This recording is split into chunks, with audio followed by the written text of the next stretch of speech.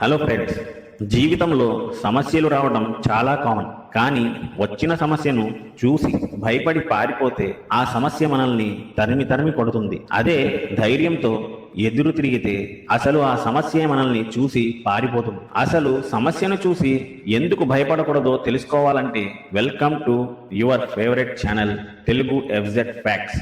ఎందుకంటే మన ఛానల్లో మనం కేవలం కథలు మాత్రమే చెప్పం. ఈ కథల ద్వారా లైఫ్ అంటే ఏంటో, గెలుపు అంటే ఏంటో ప్రాక్టికల్గా చూపిస్తాం. అందుకే మన వీడియోస్ మిస్ అవ్వకుండా చూడండి. మీ ఆలోచన విధానం ఖచ్చితంగా మారుతుంది. ఇక కథలోకి వెళ్దాం.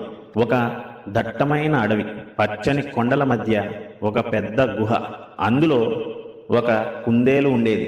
మనోడు చాలా మంచివాడు. ఎవరికి కష్టం వచ్చినా నేనున్నాను అని ముందుండేవాడు. ఒకరోజు మన కుందేలుకి ఫుల్ ఆకలి వేసింది. అడవిలో వెతుకుతుంటే అదృష్టం కొద్దీ ఒక క్యారెట్ దొరికింది. అబ్బా, జాక్పాట్ తగిలింది అని సంబరపడి గుహలోకి వెళ్ళి ప్రశాంతంగా తిందాం అనుకున్నాడు. కానీ సీన్ కట్ చేస్తే దారిలో కాలు జారి నదిలో పడబోయాడు. ప్రాణం దక్కింది, కానీ చేతిలో ఉన్న క్యారెట్ మాత్రం నీళ్లలో కొట్టుకుపోయింది. పాపం, గుండె పగిలిపోయింది. నీరసంగా విచారంగా గుహ దగ్గరికి వచ్చాడు. లోపలికి వెళ్దాం అనుకునేసరికి గుండెలో రైలు పరిగెట్టాయి. ఎవరో లోపల ఉన్నట్టు అనిపించింది. ధైర్యం తెచ్చుకుని ఎవరది అని అరిచాడు. అంతే, లోపల నుంచి ఒక భయంకరమైన గొంతు వినిపించింది.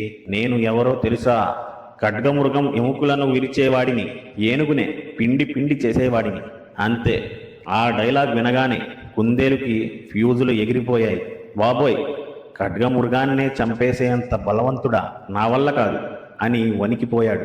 నాలాంటి చిన్న జీవి అంత శక్తివంతమైన మృగంతో ఎలా పోరాడగలదు అని ఆలోచించింది. సరిగ్గా అప్పుడే ఒక తోడేలు అక్కడికి వచ్చింది. కుందేలు ఆ తోడేల్ని వేడుకుంది.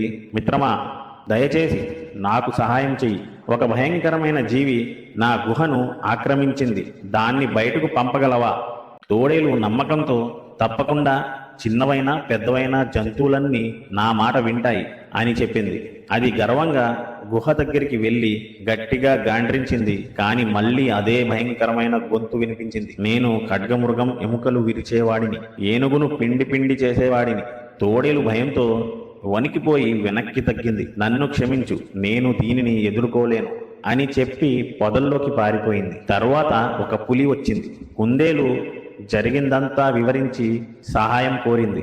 గతంలో కుందేలు పులికి సహాయం చేసి ఉండటంతో పులి ఇలా అంది, భయపడకు, నేను తోడేలు కంటే బలవంతుణ్ణి. నా గర్జన చాలా గట్టిగా ఉంటుంది. పులి గుహ ముందు భయంకరంగా గర్జించింది. కానీ మళ్ళీ అదే ఉరుములాంటి గొంతు ప్రతిధ్వనించింది. పులి గడ్డకట్టుకుపోయింది.